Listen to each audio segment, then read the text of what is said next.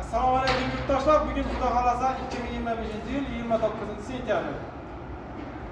Bugun Samarqand viloyatiga bundan bir hafta oldin zakaz keldi. Tayyor bo'ldi, olib ketyapti akalarimiz. Avvalo uchalar olib ketgan.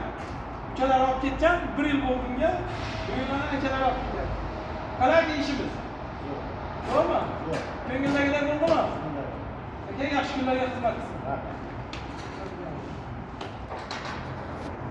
Bu pritsepimizga kelsak, bu pritsepimiz 1.30 ga 220 razmerda bo'ldi. Moshni qilib akalarga xudo xolasa taxlab, mana chiroyli qilib Cobalt mashinasiga taxlab berdik. Parkoplarni o'rnatdik. Zanjirlar har doimgidek 1.6 zamok. Bilchalari bilan kuzov nomerlari joyida, hamma narsasini chiroyli qilib taxlab berdik.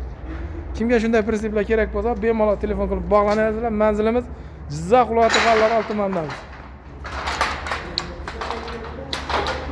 Sog' bo'linglar, layklarni ayamasdan bosaverasizlar.